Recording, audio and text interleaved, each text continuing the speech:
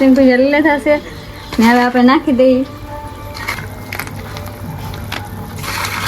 તો આપણે આ સિંગ ભજીયાનું શાક જોરદાર એકદમ ટેસ્ટી બનાવવાનું છે. તો એકદમ જોરદાર બની ગયું છે આપણું સિંગ ભજીયાનું શાક. હેલો યુટ્યુબ ફેમિલી, કેમ છો બધા? મજામાં છે. તો આજના મારા નવા વ્લોગમાં તમારું હાર્દિક સ્વાગત છે. તો આજે અમારે બનાવવાનું છે સિંગ ભજીયાનું શાક. તો આપણે આજે દુકાનથી સિંગ ભજીયા મંગાવી લીધા છે. 4 પેકેટ સિંગ ભજીયાના મંગાવેલા છે. તો આપણે આ સિંગ ભજીયાનું શાક જોરદાર એકદમ ટેસ્ટી બનાવવાનું છે. ટમેટાની ડુંગળીની બધી ગ્રેવી નાખીને, લસણની ગ્રેવી બધી ગ્રેવી નાખીને એકદમ જોરદાર બનાવવાનું છે. તો વ્લોગમાં બના રહેજો. તો આપણે સિંગ ભજીયા લઈ લીધા છે ને હવે આપણે ટમેટાની બધાને કટકી કરી નાખીએ. તો હાલો ફટાફટ મસાલા તૈયાર કરી નાખીએ. તો આપણે બધા મસાલા તૈયાર કરી નાખ્યા છે. ટમેટા ડુંગળી બધું હાલતમાં બતાવું. તો આ ટમેટાની કટકી કરી નાખી આપણે, આ ડુંગળીની કટકી કરી નાખી, લસણ મરચાંની પેસ્ટ કરી નાખો, કોથમરી લઈ લીધી, દહીં પણ લઈ લેતું આપણે. તો બધું રેડી થઈ ગયું. હવે બનાવવા માટે આપણે સિંગ ભજીયાનું શાક એકદમ જોરદાર. આપણે તેલ મૂકી દીધું છે ને હવે એમાં નાખી દેવાનું છે આપણે રાઈ. હવે એમાં નાખી દઈશું આપણે રાઈ, પછી નાખી દેવું આપણે જીરું, એમાં આખું જીરું. હવે નાખવાનું છે ડુંગળી આપણે. ડુંગળી નાખીને આપણે સરસ મિક્સ કરી નાખીએ બધું. આપણે ડુંગળીની ગ્રેવી તૈયાર થઈ ગઈ છે. હવે નાખી દેવું લસણ મરચાંની પેસ્ટ,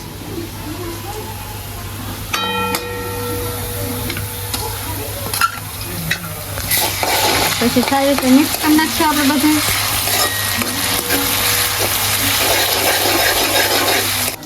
તો આપણે લસણ મરચાંનો પેસ્ટ નાખો એ પણ પાકી જતો. હવે આપણે નાખી દેવું ટમેટા અંદર.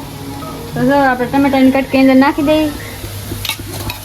તો આપણે ટમેટાની કટકી પણ અંદર નાખી દીધી છે ને એને સારી રીતે મિક્સ કરી નાખશું. બધા સરસ રીતે હલાવી નાખશું. તો આપણી ગ્રેવી એકદમ જોરદાર તૈયાર થાય છે. એકદમ જોરદાર આપણે સિંગ ભજીયાનું શાક બનાવવાનું છે. તો આપણે બધી ગ્રેવી અમે પકાવી લઈએ.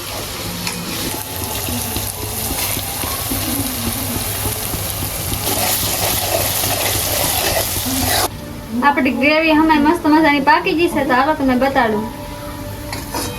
તો જો આપણી ગ્રેવી એકદમ મસ્ત મજાની પાકી ગઈ છે.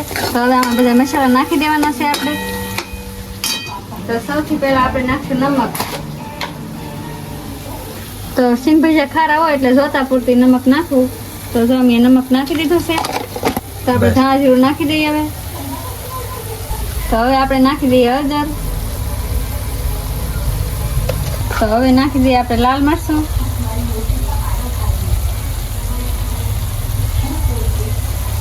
તો આપણે લાલ મરચું પણ જો નાખી દીધું છે. હવે સારી રીતે મિક્સ કરી નાખીએ. તો આપણે જો બધો મસાલો નાખી દીધો છે ને અને સરખી રીતે મિક્સ કરી નાખ્યું છે આપણે ને હવે આને ઘડીક વાર પાકવા દેવું.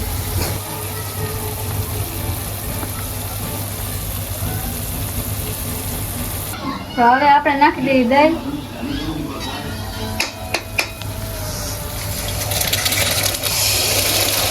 તો આપણે દહીં નાખી દીધું છે. હવે સરસ મિક્સ કરી નાખીએ.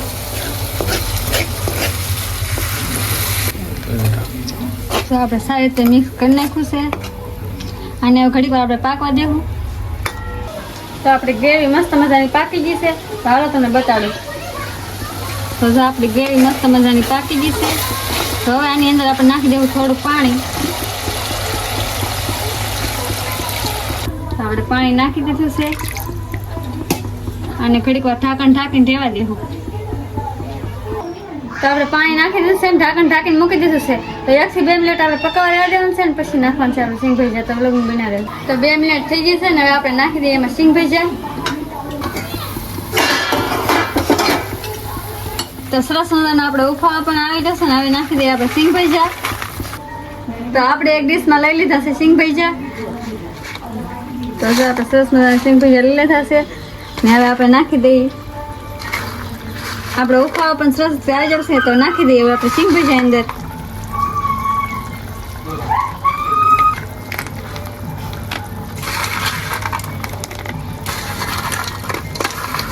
તો નાખી દીધા આપણે સિંગ ભજીયા. ધીમે ધીમે હલાવી નાખીએ આપણે. તો આને ઘડીક વાર ઢાંકીને ધીમા તાપે રહેવા દેવાનું છે આપણે. આપણે સિંગ ભજીયા નાખી દીધા ને ઢાંકીને મૂકી દીધું છે. તો હમણાં 2 થી 3 મિનિટમાં આપણું સિંગ ભજીયાનું શાક બનીને ત્યાં છે એકદમ જોરદાર.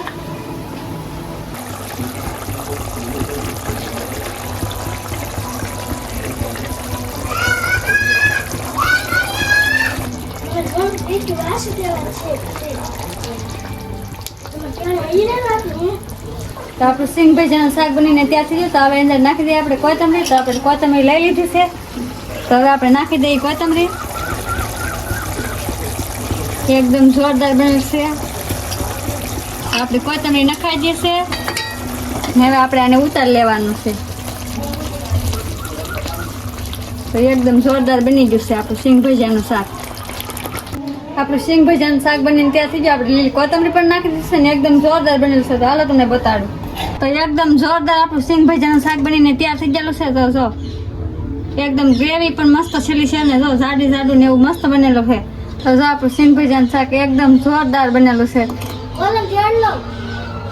ગ્રેવી પણ મસ્ત છેલ્લી છે જો ને આપણે લીલી કોથમરી બધા મસાલા નાખીને એકદમ જોરદાર બનાવેલું છે.